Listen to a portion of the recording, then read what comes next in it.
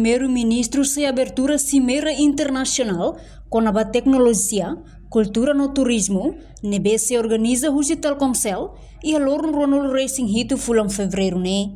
Quinta-feira, né?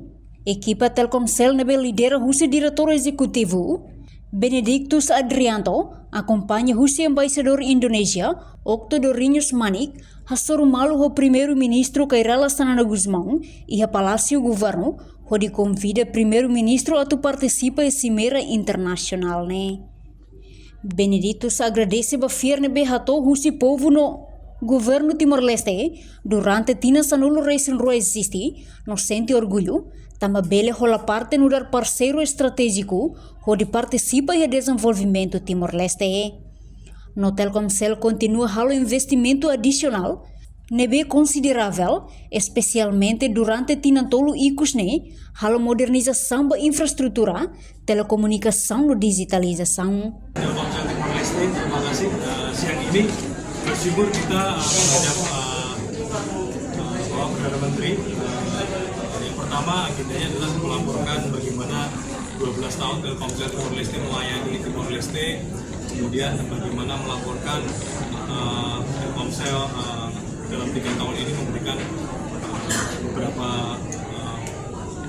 tambahan investasi yang cukup besar gitu ya, bukan hanya investasi di modernisasi perangkat-perangkat telekomunikasi infrastruktur, tapi juga berinvestasi dalam peningkatan kapabilitas khususnya terkait dengan sumber daya manusia.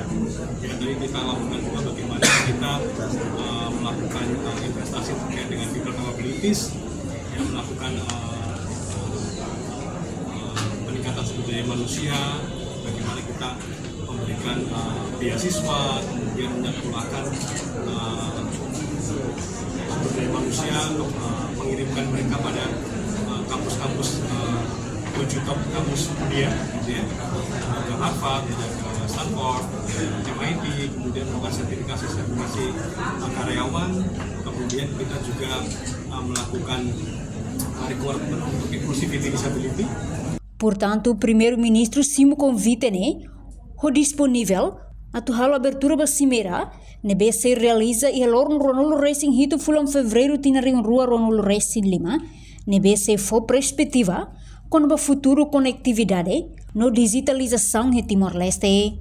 Durante tina sanulo Racing Rua, hala operação Telkomsel sai no dar parceiro ida importante e o processo de transformação digital em Timor-Leste. Reportagem Epifânia de Carvalho, Televisão Timor-Post.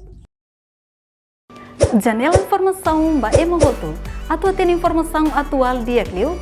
Kita haluha. Haneham botão subscribe, like. Halo comentário no faixa tutang ba media sosial hotu.